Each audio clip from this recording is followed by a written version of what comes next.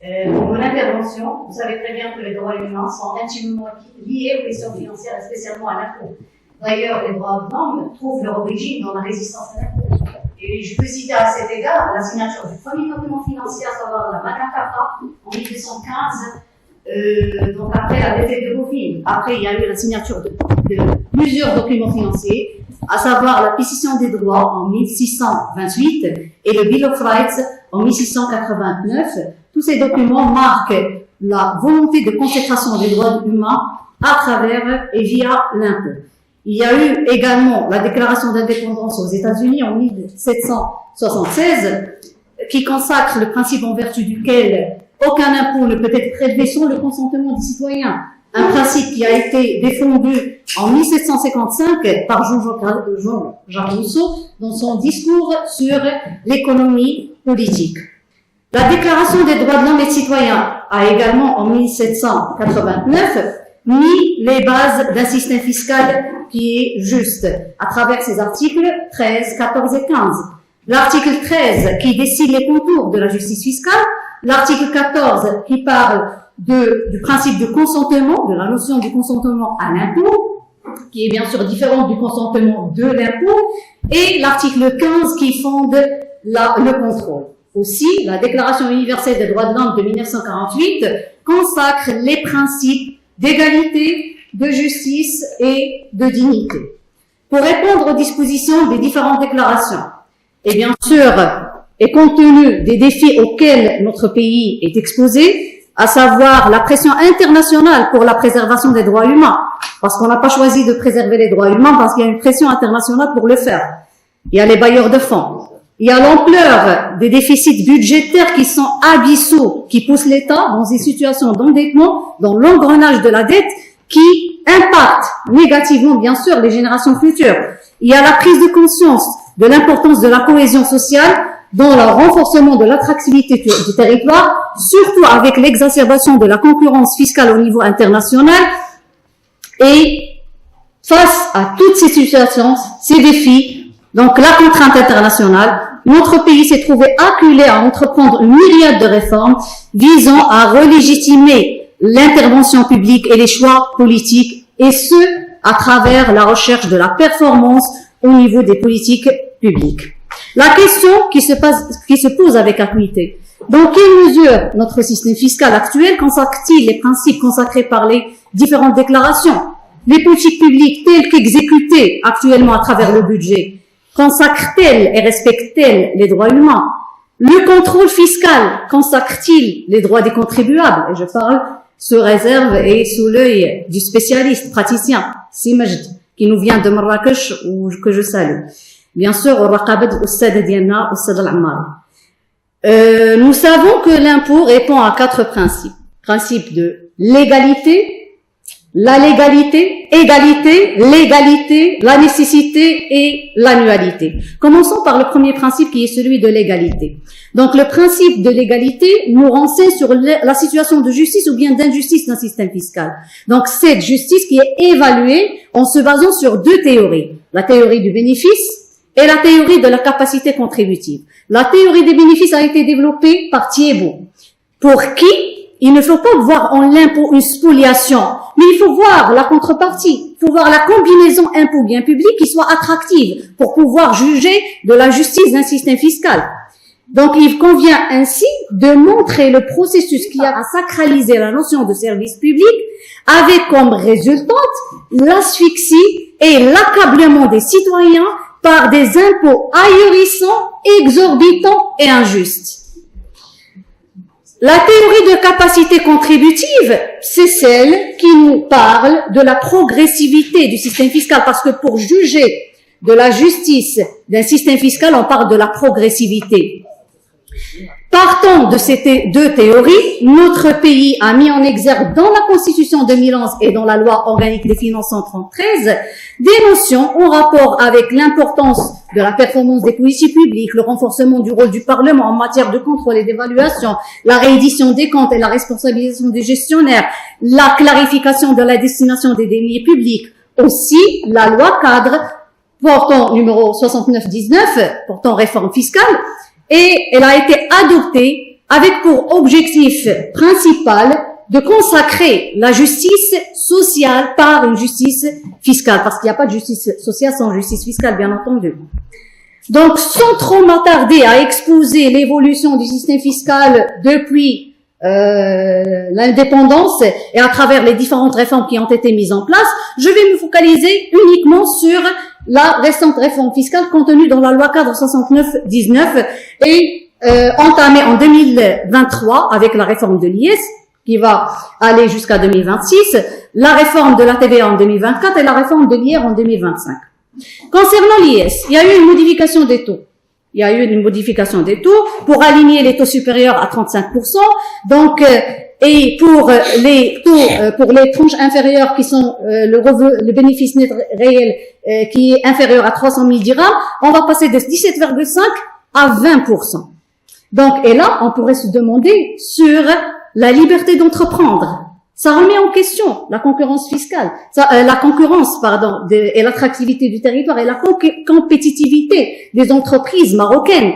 Donc, parmi les droits consacrés dans la Constitution, c'est le droit d'entreprendre. Comment peut-on propulser et encourager les entreprises à entreprendre si on les accable d'impôts ahurissants, avec l'ampleur de la fraude et de l'évasion fiscale en termes de cet impôt. La TVA, la diversité des taux a été mise en place en premier lieu pour consacrer la progressivité du système fiscal. Actuellement, il y a eu l'élimination de deux taux, le taux de 7 et de 14%. Du coup, on va se voir appliquer pour les produits qui ont été imposés à 7% des taux supérieurs, 10%, et ceux qui étaient à 14%, la plupart d'entre eux vont grimper à 20%. Ça touche le pouvoir d'achat des contribuables, des citoyens, moi et vous, et des autres citoyens. Et il y a également aux côtés de l'IR, l'impôt sur le revenu. Croire qu'on a baissé d'un point la tranche supérieure de 38, qui est passée de 38% à 37%, que c'est un avantage, c'est un leurre. Bien au contraire. Les miettes qu'on nous a ajoutées, qu'on nous a données par la main droite, on va les spolier par la main gauche tout simplement, à travers la TVA. Et c'est une question et c'est un point que j'ai déjà discuté le 30 janvier avec Simejd. Donc, le passage déjà le seuil inférieur de 30 000 à 40 000, c'est aberrant. Comment peut-on exiger d'un citoyen dont le revenu est de 40 001 dirhams de payer un impôt? Aïe. Donc, du coup, il faut revoir à la hausse le seuil d'imposition. 40 000 dirhams, pour moi, c'est inacceptable. La baisse d'un seul point le passage de 38% à 37%, vous savez combien on a touché, les profs universitaires, on fait partie de la classe moyenne, avec la flambée des prix, avec l'inflation, c'est pas vraiment pour moi une vraie augmentation des salaires, c'est juste un leurre. Bon, du coup, en dépit des efforts déployés, notre système fiscal est toujours, comme d'habitude, qualifié d'inique, d'injuste, d'inéquitable, inefficace, tout ce que vous voulez. Ce qui commence par avec ce qui se solde par des effets néfastes sur le plan économique, sur le plan financier et surtout sur le plan social, puisqu'on parle maintenant des droits de l'homme. Avec, bien sûr, l'exacerbation de l'incivisme fiscal, des sentiments d'injustice et de résistance à l'impôt. Côté maintenant, principe d'annualité consacré à travers et exprimé à travers l'autorisation parlementaire qui reflète le consentement à l'impôt. Avec la promulgation de la nouvelle constitution, on assiste à une véritable responsabilisation du Parlement en matière de questions financières. Le Parlement, il est appelé à participer aux questions financières, aux débats ayant trait aux questions financières dès les premières étapes de préparation du projet de loi de finances. Donc, on a consacré le rôle du Parlement en tant qu'évaluateur de politique publique dans la Constitution. Tout ça pour la consécration du principe du consentement à l'impôt. Mais, la réalité montre le contraire. Le grand bémol réside dans la capacité des parlementaires à décrypter des documents aussi rébarbatifs, flous, hermétiques que sont les documents financier. Avec un laps de temps, alors on est passé l'ancienne loi organique de 98 de 70 jours pour effectuer le vote à 58 jours, un rétrécissement du délai de vote. L'article 77 de la Constitution qui limite le pouvoir du Parlement en matière d'autorisation parlementaire. Donc, il n'a pas le droit d'augmenter une dépense ou bien de diminuer une recette, ce qui constitue une entrave au travail des parlementaires. À cela s'ajoute la pauvreté du débat fiscal au niveau du Parlement, un Parlement et un parlementarisme qui vivent des contraintes énormes liées à la défaillance d'information, la faible formation des parlementaires. Rien qu'aux États-Unis, la formation des parlementaires, elle a été achevée en 1972. Les parlementaires bénéficient d'une formation à l'université Harvard sur toutes les questions. Surtout tout ce qui est en rapport avec les politiques publiques. Là, on sait très bien notre Parlement, qu'est-ce qu'il abrite. Non, c'est pas, c'est moi m'exprimer. Donc, on a intérêt, pour la consécration des droits humains, de passer d'un Parlement traditionnel dominé à un Parlement innovateur et évaluateur. Pour le suivi de l'emploi des deniers publics, puisque ça a été consacré dans la Déclaration des droits de l'homme et des citoyens. Ce suivi, mais on peut pas en parler. Le suivi, c'est le contrôle, c'est la nomenclature, c'est la clarification de la destination des deniers publics à travers une nomenclature appropriée. La nomenclature budgétaire telle qu'elle est mise en place actuellement souffre de plusieurs défaillances au niveau des missions dont les intitulés sont généraux, laconiques et théoriques, ne sont pas accompagnés d'indicateurs et d'objectifs de performance. Les programmes qui peuvent recouvrir des actions hétérogènes, ce qui a pour conséquence de brouiller la visibilité des politiques publiques.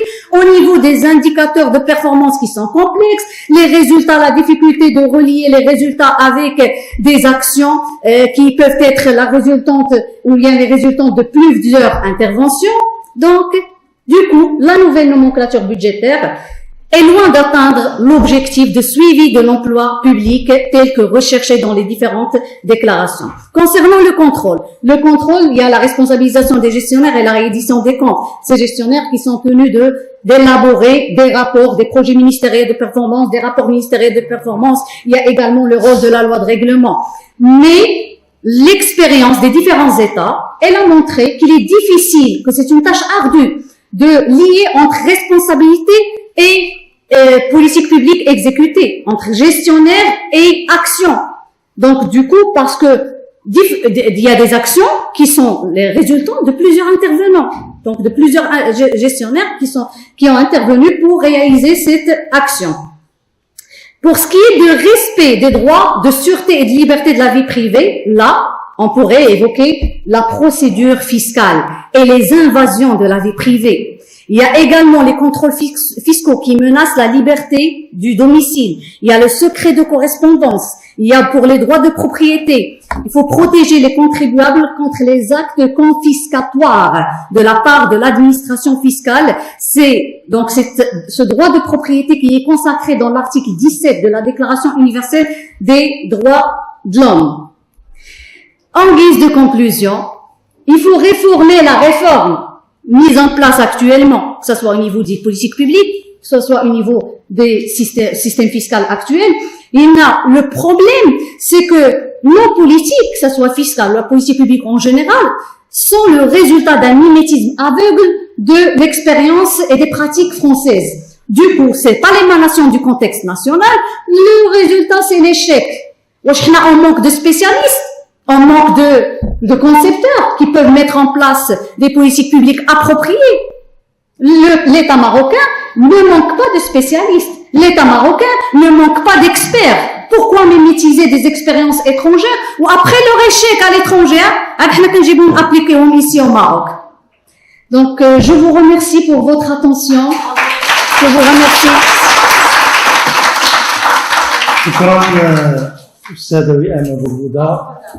Merci. Merci. صراحة أستاذة وئام عندما تأخذ الكلمة خاصة في موضوع المالية العمومية إلا وتجد صعوبة في إلجام لسانها. أنا ما استطعتش نوقفها ولكن صراحة كانت مداخلة جد متميزة وغنية بمجموعة من الأرقام والإحصائيات والبيانات. شكرا أستاذة على هذه المداخلة القيمة. في إطار تدبير جلسات الجلسة الأولى ومن أجل تدبير العامل الزمني وتدبير الوقت وتحقيق نوع من التوازن بين الجلسة الأولى والثانية، لازالت لدينا مداخلتين، مداخلة الأستاذ كوعروس ومداخلة الأستاذ عبد المولى المساعد. طبعا سأعطيهم الكلمات ثم بعد ذلك نفتح باب المناقشة ونبدأ بالضيف. الضيف سي كوعروس وإن كان ليس ضيف. سي مساعد تفضل. أعطي الكلمة الأستاذ الجليل عبد المولى المساعد الذي سوف يقدم لنا مداخلة حول موضوع يعتبر من أهم المواضيع في مجال حقوق الإنسان، وهو هذا الحق هو حق ليس كلاسيكي أو تقليدي، ولكن حق جاءت به موجة الحقوق الجديدة في مجال حقوق الإنسان، وهو الحق في التنمية. الحق في التنمية على ضوء مقتضيات دستور 2011. لكم الكلمة.